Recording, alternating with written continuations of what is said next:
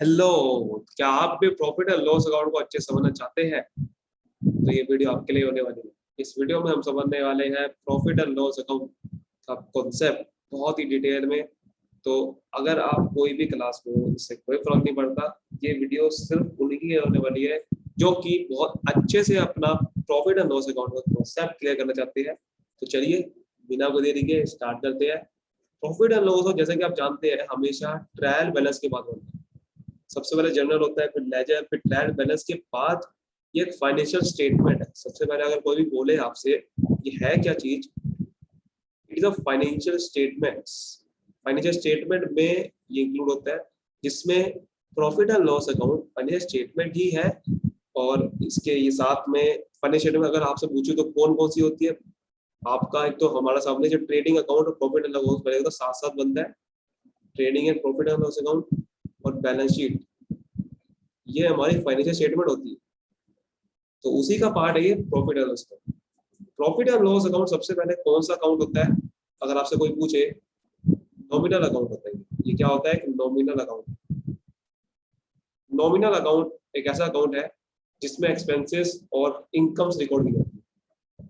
अगर इसके फॉर्मेट की बात करें थोड़ा सा, तो फॉर्मेट इसका ऐसा बनता है। प्रॉफिट एंड लॉस अकाउंट सबसे पहले ट्रेडिंग अकाउंट के साथ बनता है। ये जो ट्रेडिंग अकाउंट है सबसे पहले बनाया जाता है। इसका पूरा हेडिंग ही लिखी जाती है, trading and profit account. Trading account पहले लिखा आता है, उसके बाद फिर नीचे बनाया जाता है प्रॉफिट एंड लॉस अकाउंट। और यहाँ पर आता है अमाउंट, इधर लिखा जाता है आपकी इनकम्स।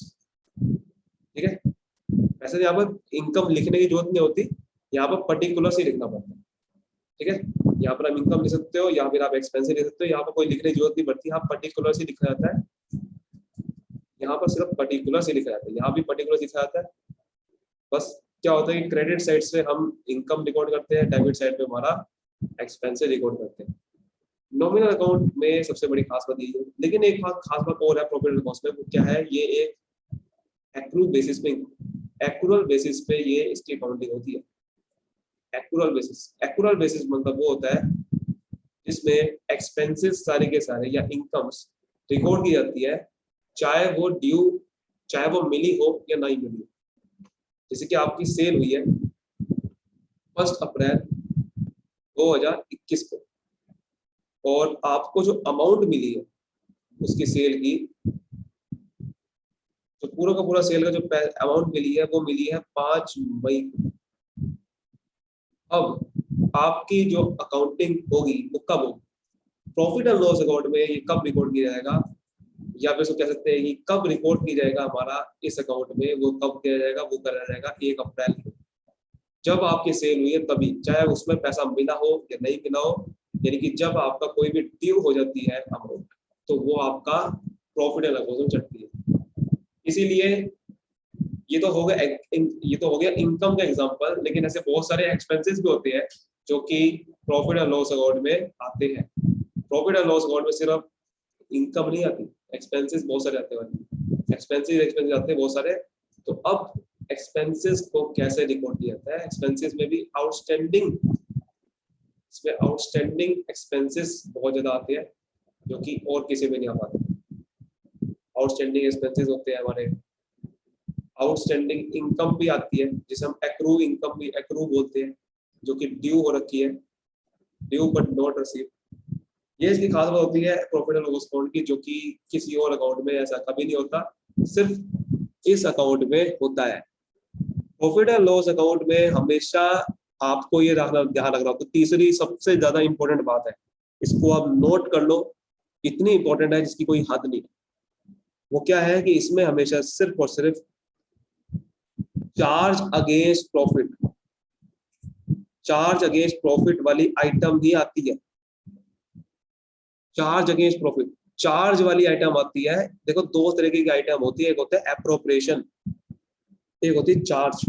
इसको एग्जांपल से अगर मैं बताऊं आपको, आप समझ सकते हो कि एक होती है हमारी चार्ज और एप्रोप्रिएशन।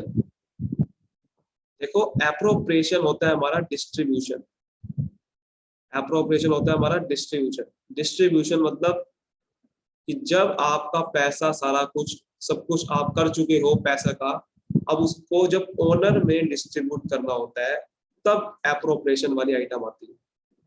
जब आप सब कुछ आप बिजनेस से रिलेटेड जितने भी इनकम एक्सपेंसेस सब सेटलमेंट कर चुके हो सारी चीज का, तब ओनर का सेटलमेंट होता है, उसे कहते हैं अप्रोप्रिएशन।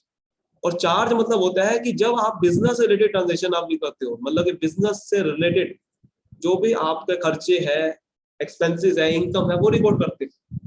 यानी कि आप जब आउटसाइडर्स वाली जो करते हो वो सब चार्ज वाले में आता है, आउटसाइडर्स वाला। ठीक है, इसके एग्जांपल अब क्या क्या है, जैसे कि इंटरेस्ट ऑन लोन। ठीक है, इंटरेस्ट ऑन लोन एक चार्ज अगेंस्ट प्रॉफिट है। आपने एक तरह का लोन लिया, उस पर इंटरेस्ट दे रहे हो। सैलरीज, ऑफिस की सैलरी, ठीक है, लेकिन अगर यही सैलरी अगर पार्टनर की हो या किसी की अगर ओनर की हो तो वो एप्रोप्रिएशन कहलाएगी। क्योंकि ये सब बात का होता है, ओनर का सेटलमेंट हमसे सबसे बाद में होता है, पहले होता है बिजनेस रिलेटेड आउटसाइडर्स का। इंटरेस्ट ऑन लोन हो गया, सैलरी हो गया, रेंट हो गया, ठीक है, आपका सैलरी, रेंट एक्सेट्रा, ये सब क्या है आपका चार्ज। ये बहुत इंपॉर्टेंट चीज है, चार्ज हो गया। लेकिन इंटरेस्ट ऑन कैपिटल जैसे की बात करें, जो जिसने पैसा लगाया उसको कैपिटल में इंटरेस्ट दे रहे हैं, वो तो एप्रोप्रिएशन है ना, उसमें थोड़ी रिकॉर्ड कर देंगे, वो तो एप्रोप्रिएशन है। डेप्रिसिएशन, डेप्रिसिएशन तो भैया यहाँ पर बिजनेस रिलेटेड खर्चा है, वो तो चार्ज है ना। आपका बैड डेट्स सारा बिजनेस रिलेटेड है, ये थोड़ी चार्ज कर, ये थोड़ी रिकॉर्ड कर देंगे एप्रोप्रिएशन। तो ये प्रॉफिट एंड लॉस अकाउंट की सबसे खास बात होती है, जो कि आपको पता होनी चाहिए। यही सबसे बड़ा मेन कॉन्सेप्ट है प्रॉफिट एंड लॉस अकाउंट में। इसमें चार्ज वाली आइटम आती है, इसमें नॉमिनल अकाउंट है, ये एक्रूअल बेसिस पे चलता है। यानी कि ऐसा नहीं हो सकता आप सिर्फ सैलरी रिकॉर्ड कर रहे हो इस साल की। उसके बाद एक और इम्पोर्टेंट बात है कि इसमें सिर्फ और सिर्फ जो आपका रिकॉर्डिंग होती है वो होती है सिर्फ करंट ईयर, करंट ईयर कौन से साल की बना रहे हो। जैसे कि आप बना रहे हो 2021 की, तो 2021 के खर्चे आएंगे, 2021 की इनकम आएगी। कोई बाहर का खर्चा, कोई एडवांस, ठीक है, कोई प्रीपेड, कुछ नहीं आ सकता। ठीक है, इसमें कोई भी प्रीपेड एक्सपेंस नहीं आएगा, प्रीपेड इनकम नहीं आएगी, कोई भी ऐसा नहीं आनेगा जो पिछले साल का हो। प्रीवियस ईयर कोई नहीं आ सकता, प्रीवियस ईयर की कोई खर्चा और ना ही इनकम। ये बहुत इंपॉर्टेंट कॉन्सेप्ट है प्रॉफिट एंड लॉस अकाउंट में, जो भी आपको इसमें आप नोट कर लो, सबसे ज्यादा इंपॉर्टेंट है ये, इतना ज्यादा इंपॉर्टेंट है। अगर आपने यही कॉन्सेप्ट सीख लिया तो आप प्रॉफिट एंड लॉस अकाउंट में कभी कोई गलती नहीं करोगे। सबसे पहली बात क्या थी, अगर इस वीडियो को समराइज करें तो सबसे पहले बात क्या है, नॉमिनल अकाउंट है ये, जिसमें खर्चे और इनकम ही रिकॉर्ड होती है। एक्यूरेट बेसिस चलता है, मतलब कि आप इसमें ऐसा नहीं है कि आपको सिर्फ पैसा जब मिलेगा या दोगे तब रिकॉर्ड करोगे। इसमें सब आउटस्टैंडिंग भी खर्चे आते हैं, आउटस्टैंडिंग इनकम भी आती है।